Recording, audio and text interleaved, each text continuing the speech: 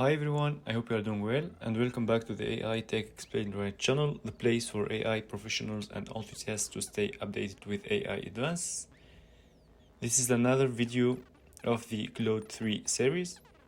In this video, I will show how you can try out CLAUDE3 models by Anthropic. So you have two options to test CLAUDE3. The first one is via CLAUDE.ai, but it's gonna be the middle-sized model, which is the CLAUDE3 Sonnet, and you might not have access if your country is not among the regions where CLAUDE.ai is available. The second one is by asking for an API key. You will have a credit of $5 and you will have access to the biggest model, which is CLAUDE3 Opus, but you have limitations of 14 days to use the credit. I will put the link to the platform in the video description. So let's get our hands dirty now by testing the model. As you see here, you have the workbench to chat with Claude models. You can choose the model from the drop-down list on the left.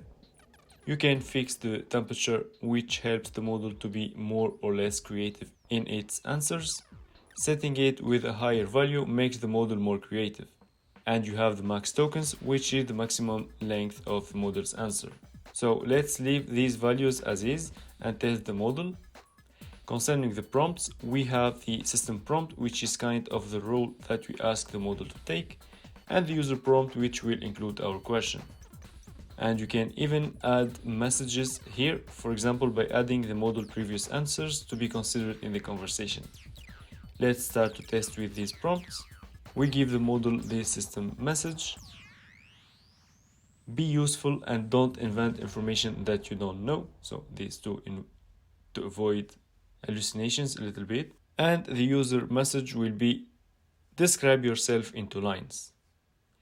And here we have our answer, which is an AI assistant created by Anthropic to be helpful, harmless, and honest. My knowledge spans a wide range of topics, but I acknowledge the limits of what I know.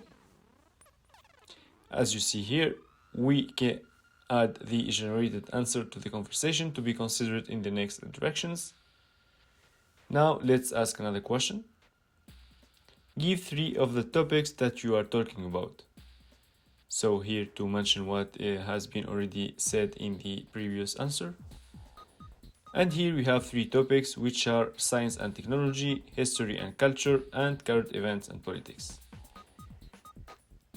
You can get the code used to generate the answer as well by clicking on get code.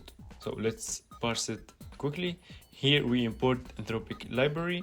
We need to set the API key and we create the message by precising the same info that we precised on the UI. To get your API key, you need to click on your initials on the top right corner of your window, or you can go straight on settings in the top middle corner of your window as well. Let's click on API keys, for example. Here you can create your API key and use it in your code. Now on logs, we can find useful information like whether your query was successful or not, number of input tokens, output tokens, the used model, and so on. And you can find info on used input and output tokens on usage as well.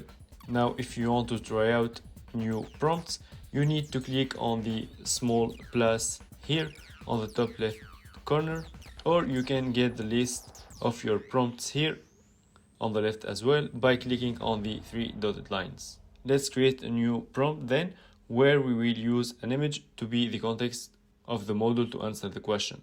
I will use a diagram where LangChain and OpenAI LLM are used in RAG style to answer a question. Let's ask the model to explain the diagram.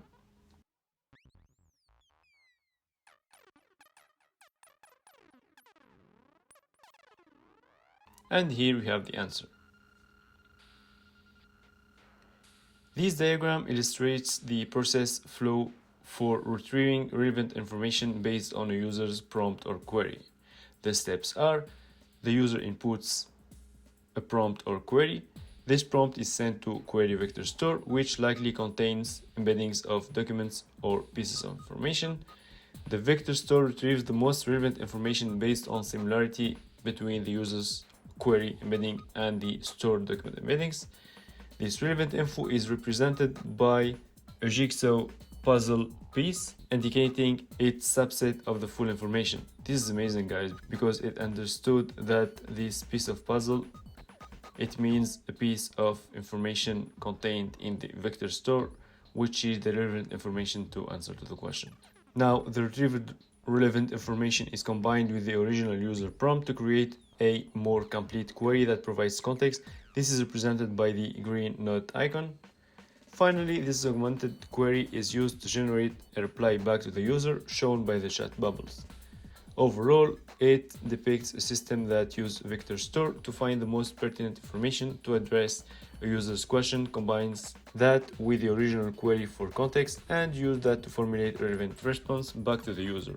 This type of retrieval augmented generation can help provide more informed and accurate replies. So it explained right well based on the diagram. So this is it, guys, for today. Stay tuned for my videos for more ones on CLAUDE3. Thanks for watching. I hope you liked the video. Don't hesitate to put thumb up if it's the case, and please don't forget to subscribe to the channel to have more videos like this one. Don't hesitate to put a comment if you need more details on any concept about which I talked so far, and see you next time.